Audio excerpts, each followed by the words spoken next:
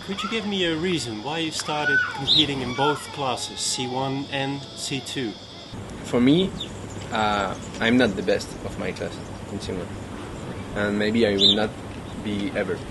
But I tried to do C1, only C1, and I didn't succeed to be the best. I was not in the Olympics, I was not world champion, and then maybe I need C2 to improve and to be the best in C1 and maybe in C2. What do you think are the differences or similarities between paddling C1 and C2? For me now, I really think that there is no connection between C1 and C2. It's two different classes, two different sports, and you know, every human are different. When I'm training alone, in C1 I need something, I guess, to improve, and I'm focused on it. And when I'm in C2, I change my mind, you know, I'm not the same guy. Yeah. I'm speaking with Fabien, he explained me what he wants to do, I say, yeah, maybe, but I think it's better that way. We're speaking, we are communicating. When I'm with my boat, in C1, I used to speak with him like I speak to myself. It's a picture, you know? Yeah. But finally, I speak to myself only. Then, when I speak to Fabien, I have somebody who answers me different way I expected. And it's perturbating a bit. Do you believe that by training and competing in two classes, you can also improve each of the single classes more than if you would train and compete in one class only? We switch. We totally forgot our classes when we switch. When we go on C2, we forgot C1 and K1. And that's maybe what make us improve, you know? Because when we are playing a song at the guitar, we learn, we have really... For one day, a full day. You want to learn a new song, you play all the day long. And then you at the end of the day, you can't even play it more. You feel you don't improve. Yeah. Then you sleep. The other day, you say, I have enough of that song, I will change maybe a song that I can play better. And the next day you forget. The next day, when you try again to play the song you learned 2 days before, it's like you play it really better. Does it happen sometimes you make mistakes because you both have a different background, K1 and C1? At training, sometimes when we want to go on C1 way or in K1 way, maybe sometimes we don't understand each other. And then doing slalom is impossible. We need that in C2. Yeah. We have to talk about the course. Yeah. What kind of impact does it have on you mentally and physically to compete in two classes? I think energy is mental, you know? When you think you can do something, your brain can give you more energy than you used to have. Yeah. But what I can say is that to focus in C1 need energy. To focus in C2 need energy, but it's not the same energy. You know? I feel less under pressure in C2. Yeah. You know? I have less responsibility, you know. We are sharing everything, even the responsibility of the boat. We used to be in the start in C1 and say, alone, maybe if I missed the race, I'm over. In C2 it's not the same, you know.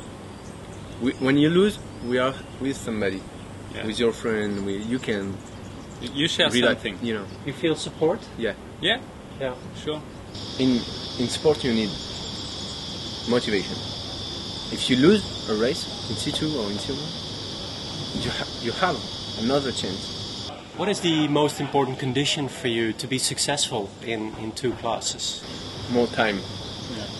between each run.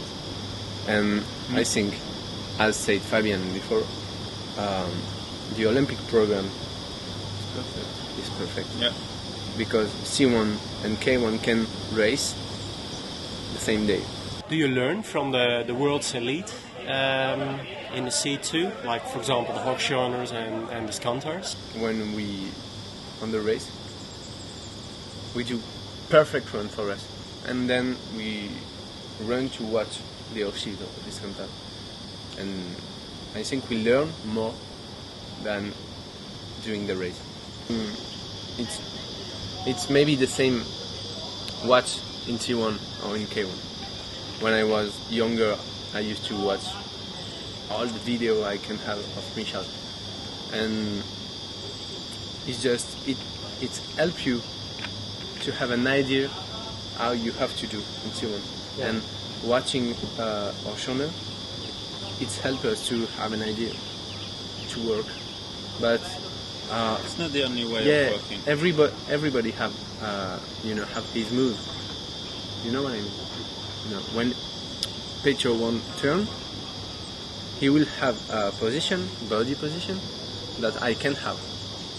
I need to find another way. You know? Do you have a hero in the sport or someone who's an example to you? If you have a hero, you can't beat him. You can be a hero. That's what I think. Maybe I'm not able to do what Michel or Tony are doing. But if I admire them, how can I beat them? I need to watch them learn and trying to be better. But today it's not done. What I want to say is just that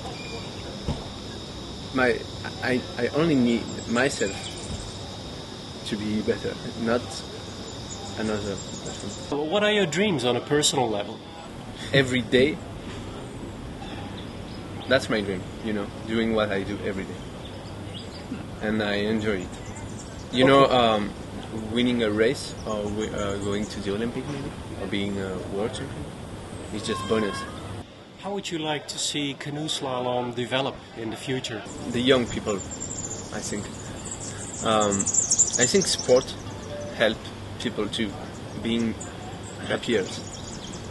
And in my country, in France, or I think over the world, there is young people who need to do something, and they can't because they don't have the money, or parents don't want. And if canoe slalom become bigger and bigger, I think everybody can do it. We'll have an access here. Yeah. As Hamadonta team did in South Africa. I think it's a great job. And what Richard and Miriam did in Australia, I think it's a great job as well. And I think in all the countries of the world, we need to be together in canoe slalom to improve. And then everybody could take a kayak or canoe and have fun.